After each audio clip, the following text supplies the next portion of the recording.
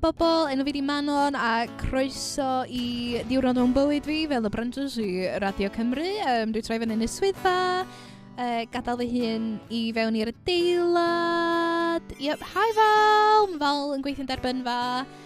Dyma fi mynd yn y grisia I gyrraedd y swyddfa. Dwi'n really strytio fa ma. Dwi'n gosod fyny'r gliniadur, neu siŵr o bod i'n barod I dechrau gweithio. Cyn I fi dechrau gweithio ddo, beth gyntaf fydd rai fi wneud ydy wneud coffi. Does anybody want coffee? Yeah, you know it's coffee time. Does anybody want coffee? Who wants coffee?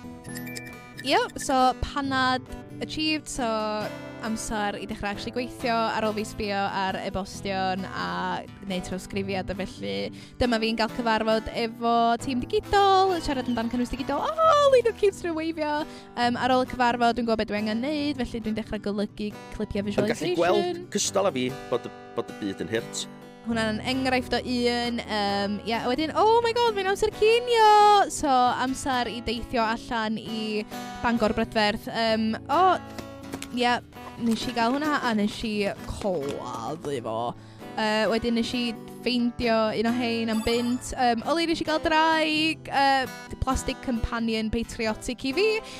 Wedyn nes I dechrau golygu rhywfaint o segmentau sain I rhaglen Lisa Gwilym.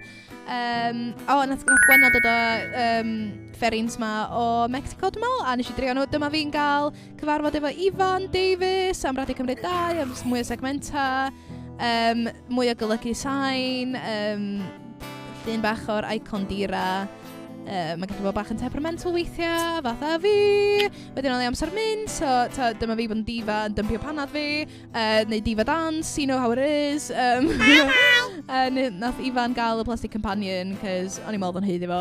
Dyma fi did tai pawb yn y swyddfa, wedyn mae'n amser gadael, o'n i teimlo'n whimsical, so nes I bigo fyny bloda yma, cymryd nhw ar y bus to That's How It Be, a wedyn nes I gael lift adra.